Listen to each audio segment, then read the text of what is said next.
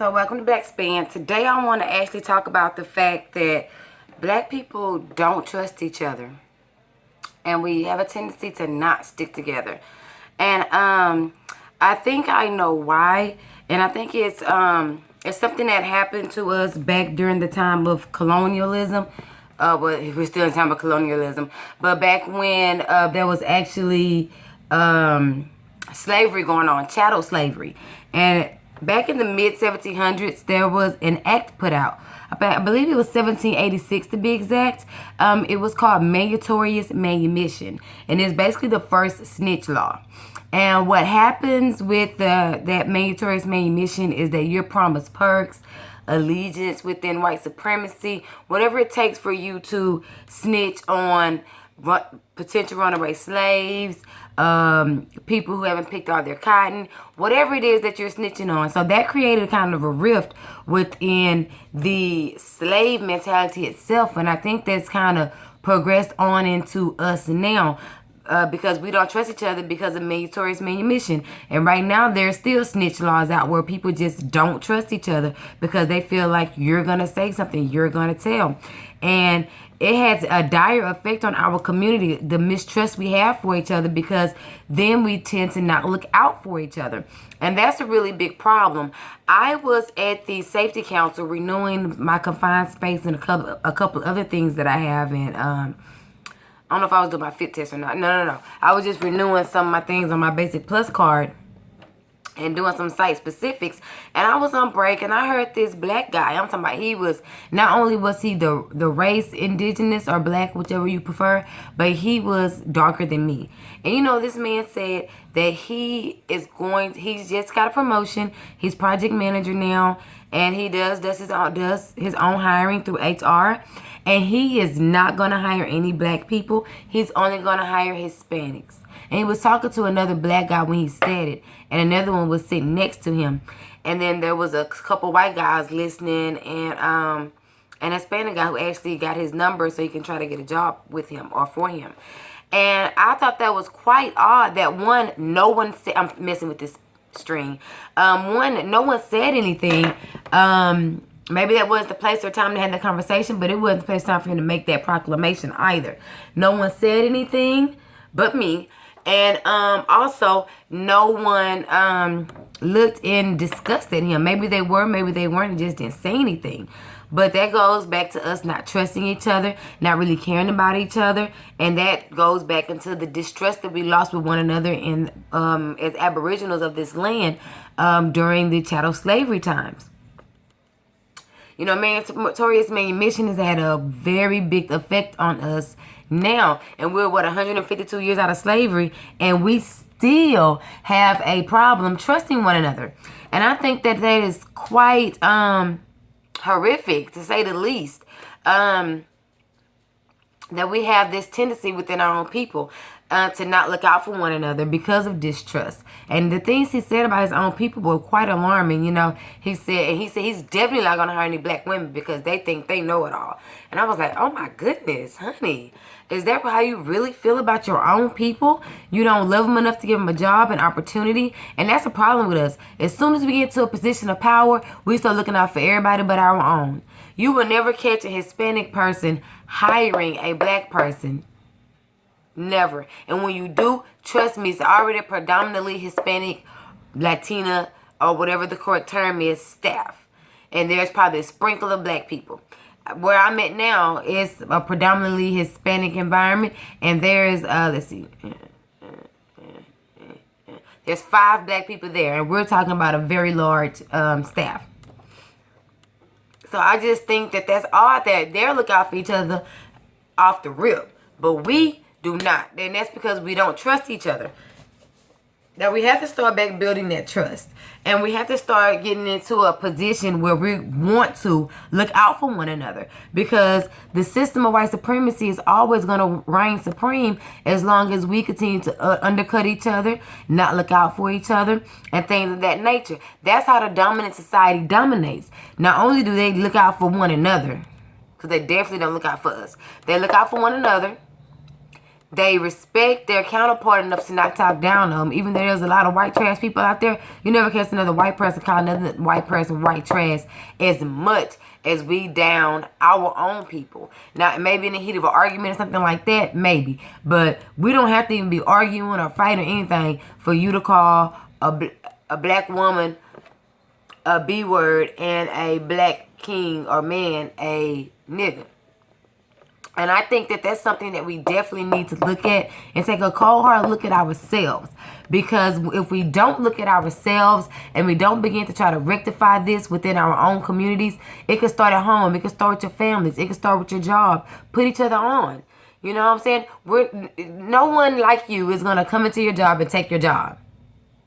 Another race that you put on to do that before your own does. So we kind of have to get out of that, not want to look out for each other, not trusting each other. We kind of have these same ideals about one another that the negative propaganda campaign against us has put out there. We kind of believe it, go with it, or act as if it is true, and we treat each other within that same retrospect. This goes for the black man, black woman relationship. This also goes for in the corporate life, the black employer who is in power relationship. This goes to all of that. And we also have to get out of that phase where the only black people that look out for each other are the black LGBT people who assume they're part of the political party, but they're not. Check out my video, LGBT political party, truth. And now, a gay black person is going to hire a bunch of gay people, period. But they're not going to hire just black gay people. Again, that's the problem. You're not putting your race first. So we have to kind of put our race first and kind of say, hey, when I get in a position of power to hire somebody, I'm going to hire somebody that looks like me. Regardless of the preconceived notions, regardless of what society has told you about your own people, regardless of all of that, we need to get to a place where we start looking out for one another, or else we're just not gonna make it any further. And this is true fact. Check out Mandatory's Main Mission and really look it up and delve deep into it. And I want you to research it for yourself, and you'll see what I'm talking about. And you'll see that people still to this day treat each other based upon the residual effects that has had on the community. Okay, not only the residual effects that it's had on a community as far as not trusting each other, but also the secretism where other businesses won't put other businesses on and so on and so forth, because they still think that, hey, you do business with a black person, one of those, they're going to end up fucking each other or something like that. Black people can't do business together. Black people can't do anything together. We can't work together. We can't party together. We can't be in a relationship with each other together. We can't do anything together. And as long as we have that divisive mentality who is actually intentionally given to us by our oppressor, we will not make it, you guys. You can put your fist in the air and be as pro-black as you want to be, but you can't be pro-black if you're not hiring black, if you're not buying black, if you're not dating black, if you're not raising black. You understand what I'm saying? People out there that are that have it in their heart to do foster care, do that. Get to a child advocacy program. Do things for our children that's left behind. Don't say, oh, I don't know what this nigga been through. I don't want him in my house around my real kids and all the other stuff, because the white folks not saying that. And they're adopting and fostering these black kids just for a check, and they're taking advantage of them. Check out, there's a video, I don't know what the name of the video is, but her name is Paris Milan. She did there's some white family who has this little black boy named Peanut, and the daughters are literally using him as a stepping stool to get on the swing. Then he's running back and forth, pushing them all on the swings. You know, when is he going to play and get on the swing? So we kind of have to look out for each other, and we're not going to start looking out for each other as long as we don't care about each other. And we're never going to care about each other as long as we continue to have this disdain, this disdain and distrust for one another. And we're just not going to get anywhere with that attitude. You know, check out Mentors Being Mission. That is why we don't trust each other. And then it's propagated on the TV everywhere you look. You know what I mean? Even if it's not an all-black film, because in an all-black film, you expect it to be a villain and you expect it to be a good guy. You know what I mean? Because it's an all-black film. Somebody's got to play the bad guy. But if you look at films that are mostly multicultural, which is 80%, 90% of the films nowadays, then you'll see that the bad guy is normally the black guy, the one you can't trust, the one who snitched, the one who told. The only reason that they're having a little black heroism, is that just for females? Black heroism. I made that up. Yes, I did. The only reason we have a lot of black heroes now is because of Black Panther, and they kind of saw how much money they made off that, so they want to make some more money. If you look at my Steve Harvey video where I was talking about him losing his 2 jobs, I delved into the fact that when networks are going under and their ratings aren't doing too good in certain time slots, they'll put black shows on in order to raise your their ratings. Then when they raise their ratings, they switch it over to a Caucasian program because now you're used to watching that channel at that time. The same thing with WB and Black Lightning. Remember back in the day, I think it was 26 or was it UPN who had South Central with Lorenz Tate, and they tricked Lorenz Tate, told him he was going to be one of the youngest producers because they said he's going to give producer credit for that show. And the same thing with A Living Color and stuff like that. So a part of our distrust, yes, it does come from colonial times with the Meritorious Manumission Act. I believe it was 1788. But then it trickles over to the negative propaganda campaign where they're always showing us bad images of ourselves. Remember what I always tell you, control what a man sees, control what a man thinks. Control what a man thinks controls how a man acts. So we kind of have to try to get ahead of that and ignore that. Watch less TV, you know, if you can. Oh, you should. You definitely can. Read more books. A few books I've read recently is The Economic Hitman, excuse me. I always read The Destruction of Black Civilization. I read that a few times. I'm reading it again. Amos is a genius. If you are stumped out as a parent, get your Amos collection up. He has Psychology of a Black Child and everything. If you have a problem relating to your black sister, your black brother, look up, I forgot her name. Oh, goodness. I'm going to do it in another video or put it in the link below. Shazar Ali. And she talks about understanding the black man and the black woman in a few of her literary works. God rest her soul. Get you some Francis, the Papellus books. My bookcase isn't in here. So we have to kind of deviate from these things that are putting these negative images of ourselves within ourselves. So we can deviate from that. We can be less programmed and begin to kind of see things through a clear eye or a bird's eye view.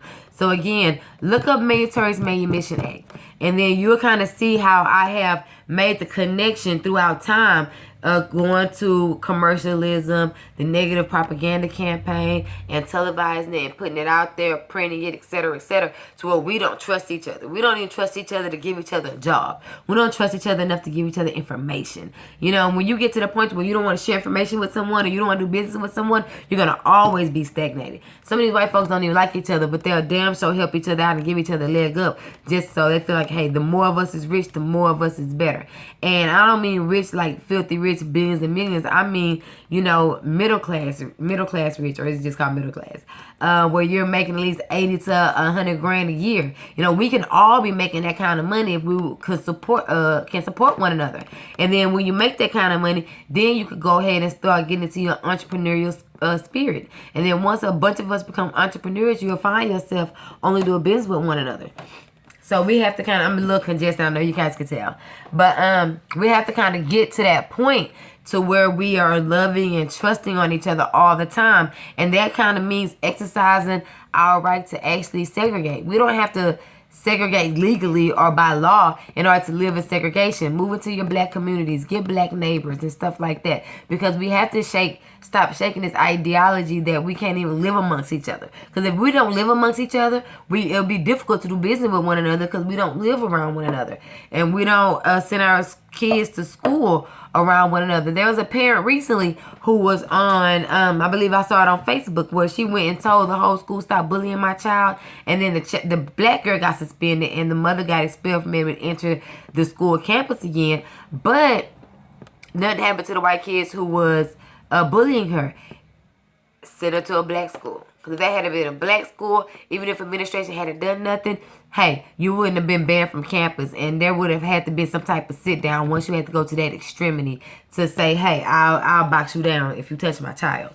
So again, the teasing and the bullying that comes from a black person to a black person is different from the teasing and the bullying that you get from a white person. When a white person calls you nappy-headed nigga, it's a different feeling that you get from that, because you're already putting in your mind the European standard of beauty. You're already drummed into your mind that you're subpar when in comparison to them. So there's an inferiority complex already given to your kids through the textbooks.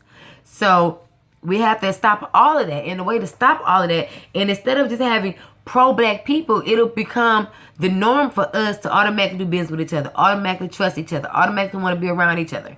You know what I mean? That kind of stuff become automatic. So yeah, take a look at Mandatory's Main Mission, and then let's begin to heal and begin to get to the place to where, hey, I'm in management. I'm only going to hire black people. Ain't nothing wrong with only hiring black people. You're not going to get in trouble. These Mexicans not getting in trouble for only hiring Mexicans. You know what I mean? How many of y'all work somewhere, really work somewhere, where hardly people speak English? My labor brothers and sisters. You know what I mean? They huddle together and they speak this other language, and then the 5 black people that's at my job don't even sit and eat lunch together. It's crazy. You know what I mean? But they'll huddle up all day long and eat with one another. But guess what? We don't even do that. We don't huddle up. We don't have that connection with one another. We don't have that kinship, that cultureship, because our culture was taken. So now we have to rebuild a culture and make a culture. And we can't do that with all this disdain, distrust, and dislike that is flowing through our people. So we have to kind of stop that. You know what I mean? Instill better morals and values in your kids so they don't be picking on each other. You know what I mean? And sit them down and explain to them, you know, that this is the lie about your people. You can trust Cedric. You can trust Tommy. You can trust James. You know what I mean? And stop telling trust no one and all that there stuff. Trust is something that they learn in life. You know, teach them about that. Don't let them be naive and gullible, of course. But at the same time, don't teach them to automatically discount their own brother and sister because that they look like them. Because what does that do for them and their confidence? Go ahead, popping. So what does that do for them and their confidence when you say you can't trust no nigga? You see what I'm saying? So yeah, let's kind of build and heal from that. You know, we can trust each other, we can love each other, and there is degenerates in every race. So we're no different. You see what I'm saying? Let's love each other and let's heal, you guys. We can put an end to colonialism. We could put an end to white supremacy, but we can only do it within the minds and hearts of ourselves and then our children and so on and so forth. This is Black Span, and I'm out. I'll be back.